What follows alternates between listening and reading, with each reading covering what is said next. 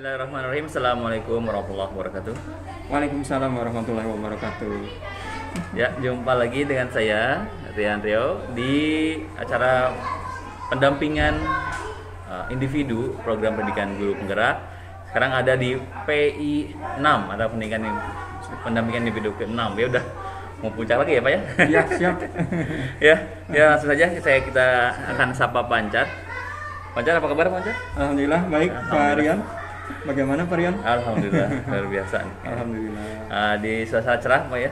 Kalau pagi-pagi masih cerah ya. Kalau Masih sore cerah. udah mulai hujan sekarang ya. Alhamdulillah, secara mukanya Pak Rian. Alhamdulillah.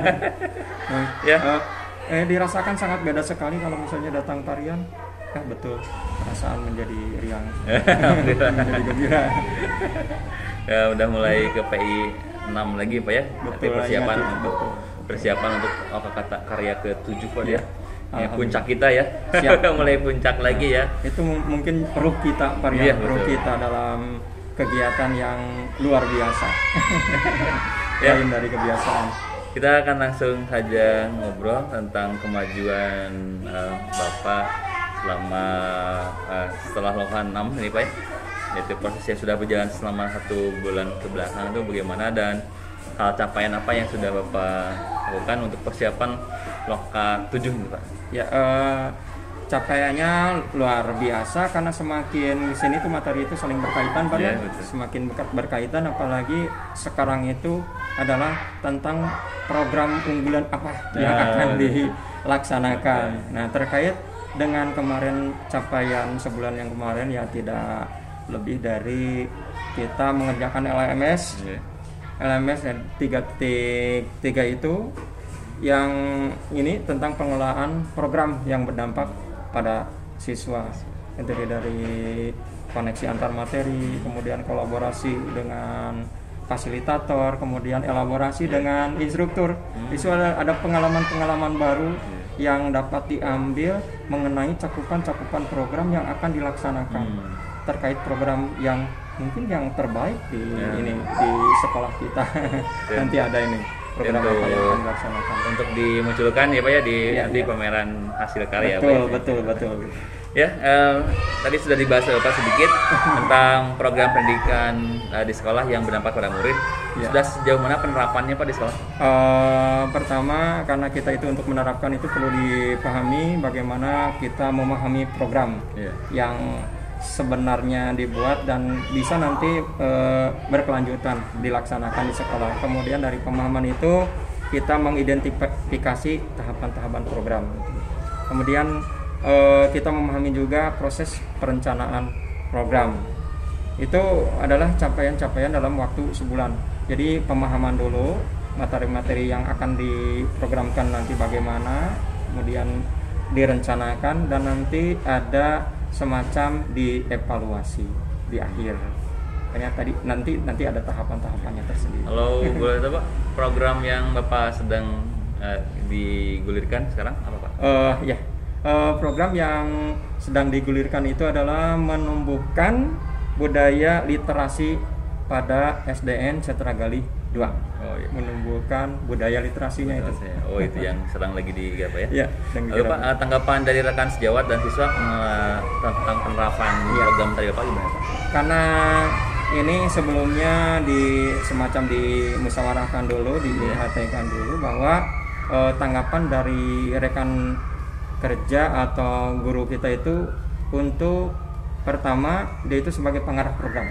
Jadi pengarah program. Jadi otomatis ketika dimusyawarahkan dia sanggup untuk mengarahkan program yang akan nanti dilaunchingkan. Ya, program literasi karena memang literasi ini adalah berkaitan dengan pembelajaran juga. Oh betul. Berkaitan juga dengan nanti hasil dari output siswa ketika setelah literasi.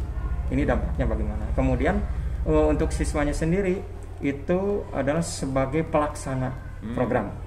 Jadi guru sebagai pengarah program dan siswanya sebagai pelaksana program. Nantinya akan seperti itu. Nyambung juga dengan AKM Pak ya. Jadi persiapan juga untuk AKM Betul karena literasi itu bukan saja literasi baca tapi literasi digital juga. Betul. Digital ada baca juga nanti. Iya, alhamdulillah. Di AKM. Nah, apakah progres dari program Bapak tadi sudah sesuai dengan tujuan dan ekspektasi Bapak?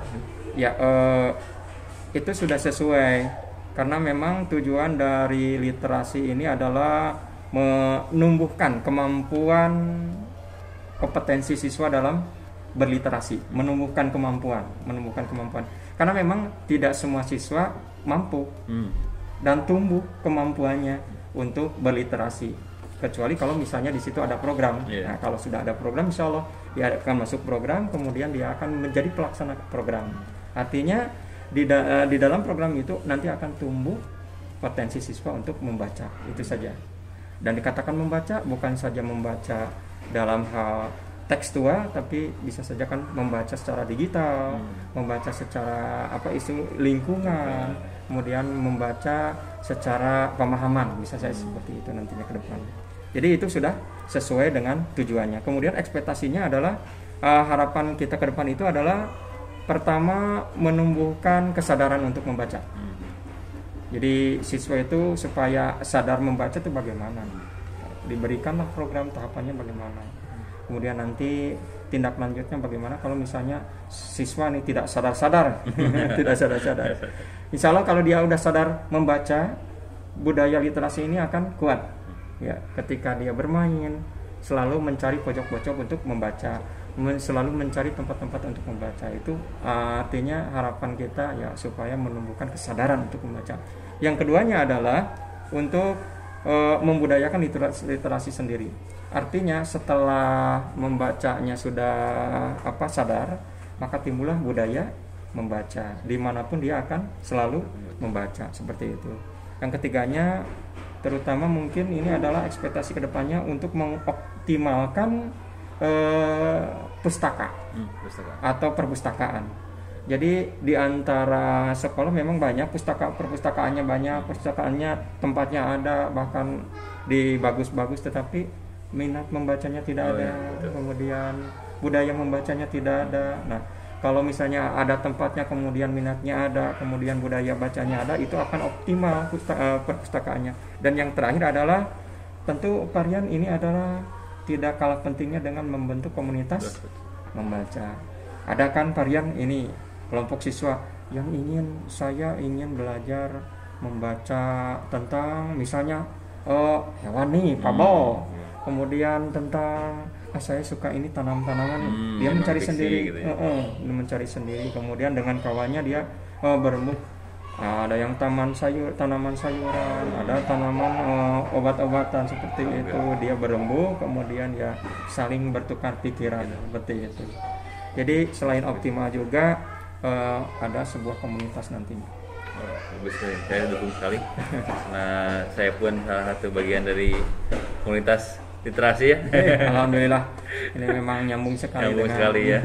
Nah, mudah-mudahan nanti kita bisa mengembangkan lagi, kita bikin komunitas Pak ya. Iya betul. Literasi di CGP kita ya. Iya, insyaallah mudah-mudahan.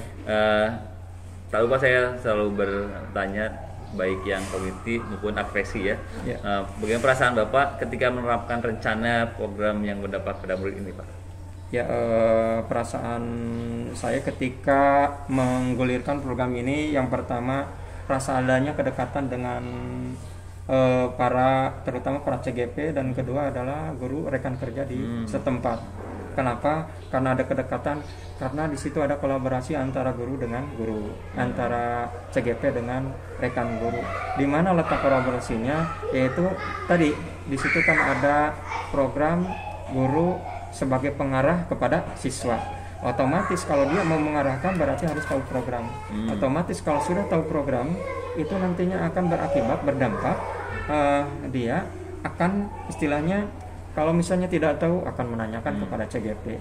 Kalau misalnya ada yang harus dimusyawarahkan tentang program, harus bermusyawarah dengan CGP. Dan tentu ini akan menghidupkan suasana silaturahmi dengan masyarakat sekolah yang lainnya, termasuk kepala sekolah, kemudian dengan orang tua siswa, dengan siswanya sendiri, dan mungkin dengan komitenya barangkali seperti itu. Itu yang istilahnya perasaannya itu merasa dekat atau merasa silaturahmi kita itu semakin meningkat. Dan yang selanjutnya adalah tadi meningkatkan perubahan besar. Jadi perasaan saya ketika pas sebelum program ini dilaunchingkan atau di apa istilahnya dilaksanakan, memang pada awalnya aduh kering sekali Pak, lihat buku lepek tidak dibaca atau mungkin berdebu. Tapi setelahnya mungkin udah dibaca, ada rasa dari siswa itu untuk membaca, kemudian mungkin kalau misalnya di situ ada kotor-kotor dibersihkan seperti itu. Jadi rasa kebersamaan siswa luar biasa untuk literasi baca. Itu diantaranya salah satunya. Kalau misalnya di ini kan terlalu banyak waktunya. Ya. Nah, kita kan diskusi tentang tantangan dan solusi, Pak ya. Iya. Tantangan yang dihadapi Bapak selama melaksanakan program, apa saja yang Bapak hadapi tantangannya ataupun kesulitannya, dan Bapak bagaimana solusinya dalam melaksanakan menghadapi tantangan tersebut, Pak? Ya, tantangan selalu ada. Jadi yang namanya apa program digulirkan pasti tantangan ada. Di antaranya kita terlalu jarang memotivasi siswa. Dan kalau sudah itu dijarangkan berarti motivasi siswa untuk literasi kendor. Nah, tiada lain caranya bagaimana agar itu kembali bangkit lagi apa istilahnya literasi. Diantaranya kita sering memotivasi kepada siswa, mungkin dengan arahan, mungkin dengan kita sering kolaborasi dengan gurunya supaya sering kepada anak didiknya, dia sebagai wali kelasnya terutama memberikan motivasi bagaimana pentingnya membaca dan bagaimana manfaatnya setelah membaca gitu. Nah, kalau dia sudah tahu manfaatnya, insya Allah motivasi membaca itu akan kuat.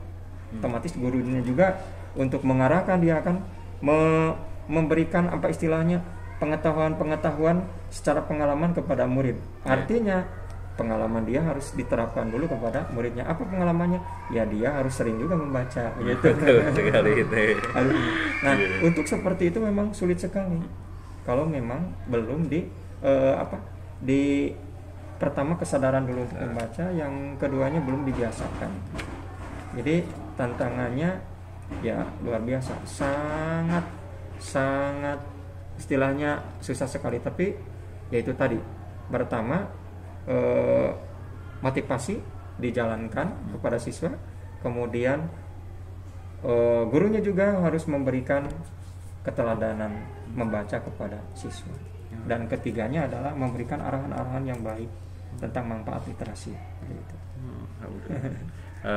Lalu bagaimana posisi Bapak menempatkan diri dalam menghadapi tantangan tersebut, Pak? Ya, jadi posisi kita dalam menempatkan diri dalam tantangan itu pertama sebagai pembaharu. Artinya ketika kita di situ ada tantangan, kemudian bagaimana nih mencari suasana-suasana baru agar tantangan itu bisa dikendalikan oleh kita. Dan insya Allah kalau sudah terkendalikan, kita mempunyai solusi-solusi yang baik. Contohnya seperti ini. Ketika misalnya siswa mulai mereda dalam hal literasinya, karena apa? Setelah dianalisis, oh tentu ini adalah tempatnya memang kurang nyaman dilaksanakan oleh siswa dalam hal membaca. Hanya kita berpikir, kemudian ya kita seakan-akan memperbaharui keadaan itu atau tempat, atau kita mencari tempat yang memang bagus untuk membaca, kemudian diarahkan, ini nih tempat ini silakan untuk tempat literasi. Kita bikin suasana-suasana yang memang mengenakan, menyamankan bagi para pembaca, terkhusus mungkin siswa. Hanya di sini ada tempat-tempat yang rindang, itu dijadikan tempat membaca. Kemudian misalnya ada tempat-tempat yang sepertinya ada kayu besar di situ, kayu besar itu dimanfaatkan buat duduknya. Padahal tadinya kayu besar itu ya bergelimpangan seenaknya di mana saja, tapi dibuat, ditata, dan akhirnya menjadi tempat duduknya dan nyaman untuk membaca. Nah, tantangan-tantangan tempat untuk apa istilahnya untuk menyamankan anak itu memang luar biasa susahnya. Tapi ketika kita pikirkan, analisis bahwa ini manfaatnya nanti akan merubah kemauan siswa atau motivasi siswa untuk lebih nyaman membaca, apa boleh buat. Kita selalu mengutamakan kenyamanan siswa. Jadi selalu ada perubahan dari tantangan itu barangkali. Alhamdulillah. Lalu Pak, apakah saat mendapat tantangan itu Bapak dapat bantuan atau Ya, sokongan dari yang lain? ya. Tentu bantuannya selalu ada dan memang kita berpikir itu bukan sendiri, tapi kita itu berpikir bersama. Sesuai dengan apa tadi dikatakan kolaborasi. Pikiran yang kita awalkan ini akan berkembang setelah dipikirkan oleh secara kebersamaan dengan guru-guru. Misalnya dia akan memberikan saran-saran ketika kita berkolaborasi dengan guru, ketika kita bermusyawarah dengan guru, ketika kita misalnya bermusyawarah dengan kepala sekolah, atau mungkin dengan orang tua siswa. Itu ada ide-ide baik biasanya. Pancar, ini sebaiknya begini. Pancar, ini sebaiknya tempatnya diteduhkan. Dan ini sebaiknya misalnya catnya dicat seperti ini, dirapihkannya seperti ini, ditatanya seperti ini. Jadi itu adalah merupakan bantuan dari guru dan mungkin juga bantuan dari siswa, gitu mungkin juga.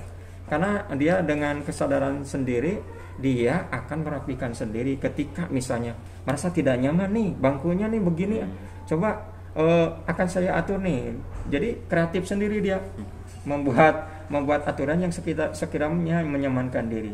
Itu dalam berkolaborasi antara siswa. Jadi bantuannya dari guru, dari siswa, atau mungkin dari orang tua ketika berbincang di WA group. Pancar, sekarang misalnya literasi tentang apa, dikasihkan ini tentang ini nih. Kemudian coba siswa apa istilahnya, bagaimana membuat supaya memberikan kreativitas sendiri dalam hal membaca. Misalnya dia membaca tentang ini nih, tentang tanaman, tentang sayuran, tentang bahkan mungkin dia malah yang sudah saya katakan kemarin-kemarin, ada siswa yang membaca tentang, aduh luar biasa varian ini mah tantangan juga nih. Ini apakah katanya tentang ini grup motor katanya. Ada enggak gitu. Grup motor. Dia bilang ekstasi atau gimana. Aduh. Ini nih sebenarnya yang harus dididik, yang diarahkan. Ternyata kan di perpustakaan tidak ada seperti itu. Dia membaca tentang apa grup motor, nggak ada. Yang ada adalah tentang pelajaran. Ya otomatis dia membaca pelajaran. Akhirnya dia melupakan sendiri tentang apa niat yang sebelumnya, dan ya akhirnya dengan tidak ada kesempatan untuk memberikan apa istilahnya hal-hal yang apa tadi memang dikatakan buruk, ya jadinya dia jadi positif juga akhirnya gitu. Ya bahkan mungkin dari temannya ini bagi yang sadar mungkin agamis juga ya, itu dia memberikan saran kepada temannya sendiri bahwa sebenarnya grup itu adalah jelek. ada saja seperti itu Pak. Alhamdulillah. Dan terakhir Bu, Pak, tentang bagaimana pengaruh adanya tantangan dan kesulitan tersebut terhadap perkembangan proses program sekolah yang berdampak pada murid. Ya, pengaruh dari terutama mungkin pertama dari program yang digulirkan, kemudian dari tantangan-tantangan tersebut, pengaruhnya adalah membuat siswa untuk giat literasi. Ya, setelah adanya program, dia akan giat literasi ketika bermain sambil membaca. Kemudian ketika berteduh, ada saja buku yang dibawanya bermacam-macam sesuai dengan minatnya. Dia baca buku itu sendiri. Tapi dalam ruang waktu yang memang tidak sepenuhnya misalnya setengah jam, enggak, 10 menit, 15 menit, selebihnya adalah bermain lagi begitu. Jadi ada peluang-peluang untuk giat literasi. Itu pengaruhnya. Kemudian pengaruh yang kedua adalah ada pemberdayaan tempat. Jadi ketika literasi itu digulirkan, kemudian ketika ada program literasi kepada anak, tentu kita berpikir tempatnya harus yang bagus, harus yang nyaman. Berarti ada pemberdayaan tempat, otomatis tempatnya harus nyaman. Nah, kalau sudah seperti itu, insya Allah akan giat literasi. Kemudian yang ketiga juga ada pemberdayaan perpustakaan juga. Pustaka yang tadinya lusuh sekarang tertata rapi lagi. Kemudian yang terakhir adalah pemberdayaan literasi digital. Nah, kalau sudah seperti itu, ya insya Allah kan anak-anak bawa HP. Nah, otomatis kalau dia diarahkan untuk apa istilahnya literasi digital, insya Allah dia akan mencari sendiri melalui HP-nya sendiri. Selanjutnya Pak, kita akan diskusi tentang implementasi aksi nyata modul 3.1 dan 3.2 Pak ya. Ya. Kita bagaimana Bapak di proses pelaksanaan aksi nyata di modul 3.1 3.2. Ya, kita jelaskan. Ya, 3.1 dan 3.2 itu kan tentang aset ya 3.1-nya, kemudian 3.2 tentang pengambilan keputusan. Memang ini adalah berkaitan sekali tentang program yang digulirkan di 3.3 ini. Pertama asetnya dulu yang harus kita petakan. Yang kedua tentang keputusan-keputusan yang diambil ketika asetnya sudah dipetakan. Nah kemudian itu baru nanti diwujudkan dalam perencanaan. Perencanaan apa? Program yang nanti akan dilaksanakan di mana? Di 3.3 ini. Nah setelah program di apa istilahnya direncanakan, kemudian nanti ada semacam apa istilahnya monitoring dan evaluasi. Monitoring itu seperti apa? Ada sekitaran pengumpulan informasi-informasi atau analisis data tentang program yang akan nanti kita dilaksanakan gitu. Sehingga nanti kalau sudah dianalisis bagaimana misalnya manfaatnya, bagaimana keuntungannya, bagaimana ini capaiannya kepada murid, akan berdampak seperti apa nanti. Nah, setelah dianalisis kemudian nanti diwujudkan di dalam program. Nah, kemudian kalau misalnya sudah diwujudkan di dalam program, baru nanti ada semacam monitoring atau evaluasi. Ini akan berdampak, akan dilanjutkan atau akan ditutup atau akan ditingkatkan atau akan ditambahkan. Maka ada evaluasi program. Kalau sudah ada evaluasi program, tentu ada tindak lanjut ke depan. Ekspektasi. Ya. Kemudian perasaan Bapak selama mengerjakan tugas itu ya, memang yang dinamakan mengerjakan itu tidak apa istilahnya tidak semudah membalikan tangan. Pertama itu memang sulit membuat program itu, sulit karena memang tidak seperti simsalabim. Itu perlu musyawarah, perlu kolaborasi dengan rekan kerja. Kemudian juga kita perlu pemahaman tentang program-program nanti yang akan dilaksanakan. Jadi tidak semudah seperti membalikan telapak tangan. Tapi setelah dilaksanakan, insya Allah tadi bantuan-bantuan itu akan datang karena kita bekerja dengan cara kolaborasi dengan anak, dengan guru, dan dengan mungkin dengan kepala sekolah dan komite. Seperti itu. Lalu Pak, apa saja temuan Bapak yang Bapak dapatkan dari pelaksanaan aksi nyata 3.1 3.2 ini? Kemudian tantangannya apa dan cara penanganannya Pak? Ya, temuannya yaitu minat siswa berbeda dari sebelumnya. Sebelum pandemi ya?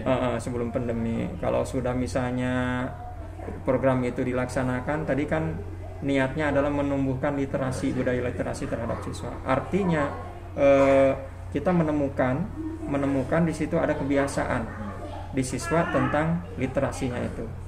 Dari hal kemampuannya, kemudian dari hal dawamnya seringnya dia berliterasi, kemudian temuan yang kedua ada semacam penataan tempat. Ya, penataan tempat yang tadinya belum tertata rapi, sekarang udah rapi karena memang ini berkaitan erat dengan bagaimana kerapian tempat yang dibentuk untuk kenyamanan siswa dalam berliterasi, sehingga otomatis literasi berjalan, juga kenyamanan tempat juga ikut terapikan, lingkungan juga ikut terapikan.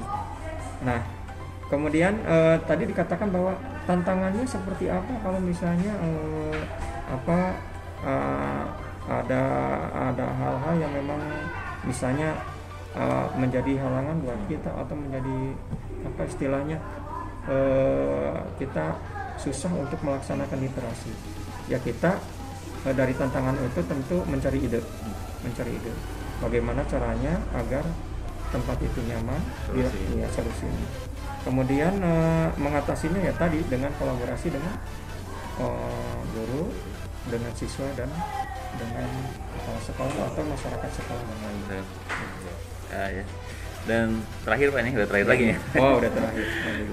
Apa pembelajaran yang Bapak dapatkan ketika bisa menjadi untuk perbaikan kedepannya Pak, ya, dari pembelajaran di aksi nyata?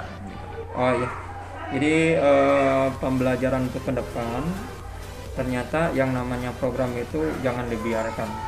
Artinya tadi selain ada perencanaan, kemudian pelaksanaan, ada report pelaporan, dan di akhir ada semacam evaluasi berkelanjutan. Artinya kita harus istiqomah, konsisten melaksanakannya, dan mungkin ini kita bisa memperdalam atau meningkatkan lagi program-program yang akan nanti digulirkan ke depan. Artinya tindak lanjut dari situ.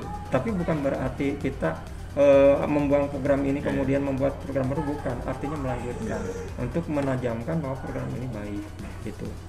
Itu apa istilahnya, rencana perbaikan ke depan. Kemudian upaya cara mengatasi kendala ya diantaranya dengan memanfaatkan pertama kompetensi siswa, yang kedua memanfaatkan buku-buku yang ada di perpustakaan, dan yang ketiga memanfaatkan tempat-tempat yang ada.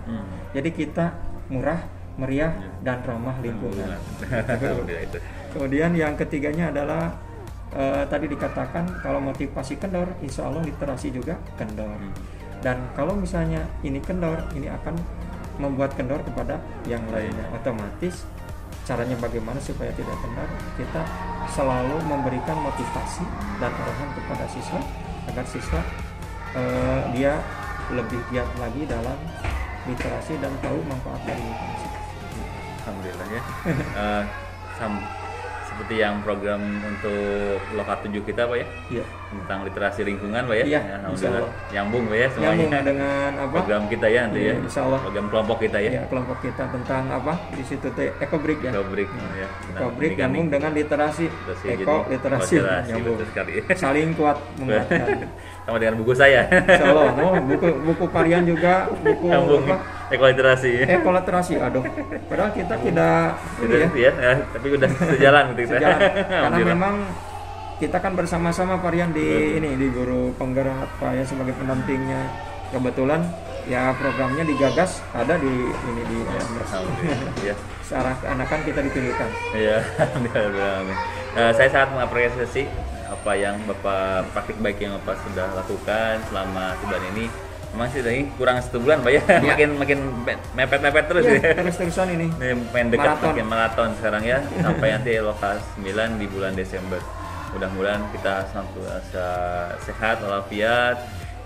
Program-programnya dilancarkan, nanti pun di Lokat 7 bisa maksimal Pak ya. Ya insyaallah. Mudah-mudahan Parian. Ya. Insyaallah. Saja yang dapat saya sampaikan Pak. Semoga terima kasih juga Bapak setelah menjawab semua pertanyaan-pertanyaan saya dengan baik sekali. Masih mudah-mudahan yang nonton pun ini dapat inspirasi Pak ya. Amin. Ya, terima kasih Pak sekali lagi. Assalamualaikum warahmatullahi wabarakatuh. Waalaikumsalam warahmatullahi wabarakatuh.